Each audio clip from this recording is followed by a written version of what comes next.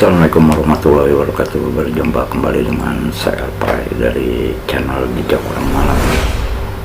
Pada kesempatan di video kali ini saya akan membahas tentang ciri-ciri adanya penyakit kiriman, ya, penyakit kiriman ya pemirsa nih.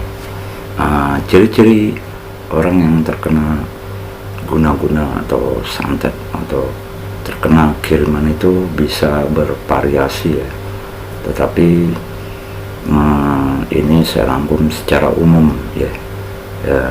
Biasanya itu secara umumnya itu adanya sakit di bagian kepala ya, di bagian belakang kepala ini ya, seperti pusing atau nyeri yang tidak jelas, yang tidak kunjung sembuh ya.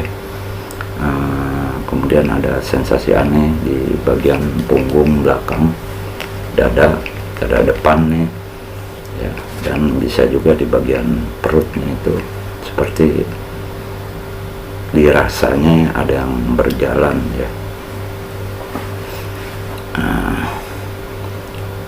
Ada juga ciri-ciri yang lain, yaitu penurunan berat badan secara drastis.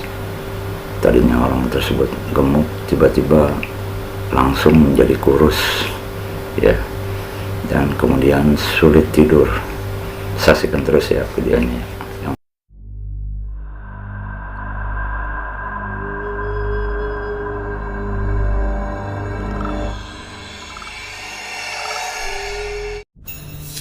Yang pertama tentang ciri-ciri fisik ya.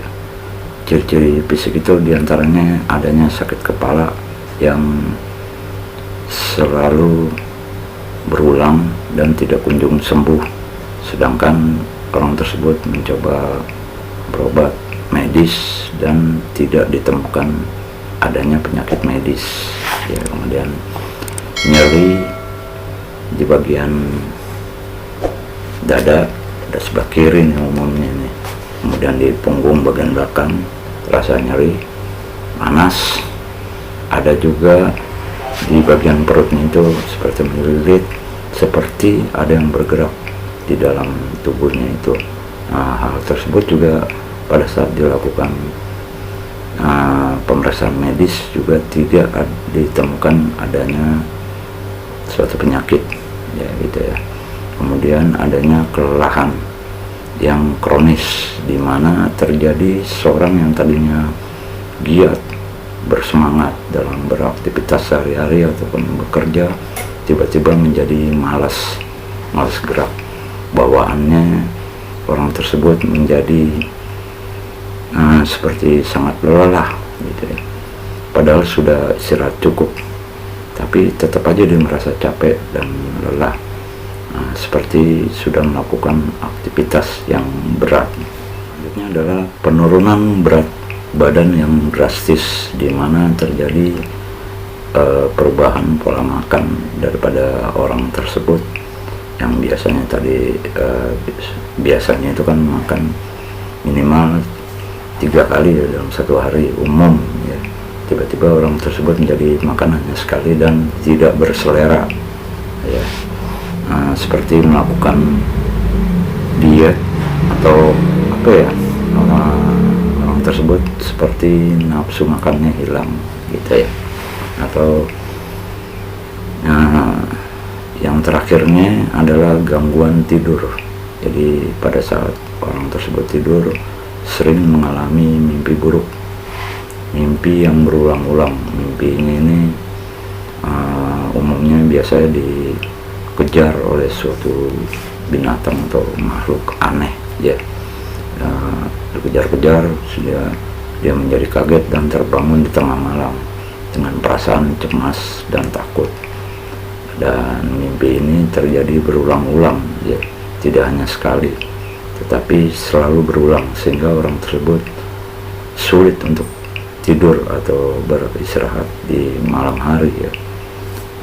Selanjutnya adalah ciri-ciri daripada non fisik, yaitu perubahan perilaku dari orang tersebut yang tadinya dia ramah, senyum, bergaul dengan masyarakat, tiba-tiba seorang tersebut menjadi pendiam dan senang menyendiri dia. Jadi dia menghindar dari kerumunan dan dia lebih tenang sendiri.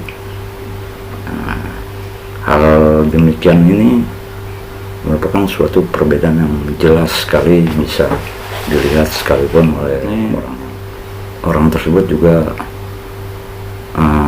menjadi lebih pemarah, cepat tersinggung, menjadi kurang percaya, dan sehingga terjadi pertengkaran, baik di dalam keluarganya dengan anggota keluarganya maupun dengan pasangannya. Hal ini tanpa sebab yang jelas, ya, orang tersebut tiba-tiba marah-marah. Di lain waktu orang tersebut juga mengalami perasaan takut dan was-was, entah apa yang menyebabkan orang tersebut menjadi khawatir yang berlebihan tanpa sebab yang jelas, ya.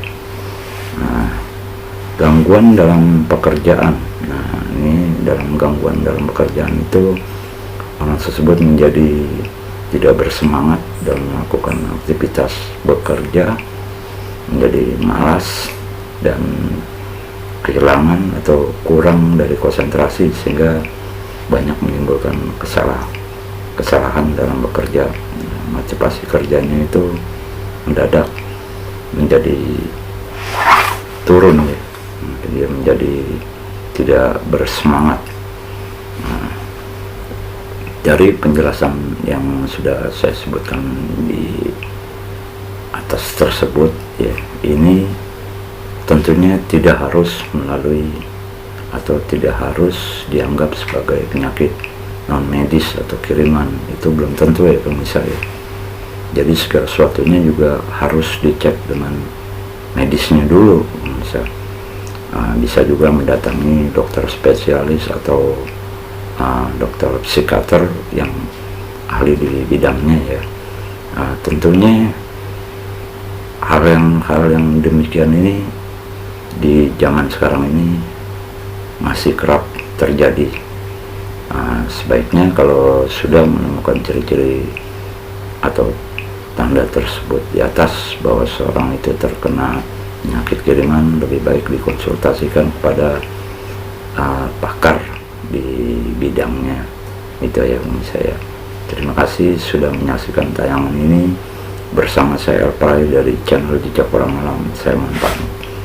Assalamualaikum warahmatullahi wabarakatuh.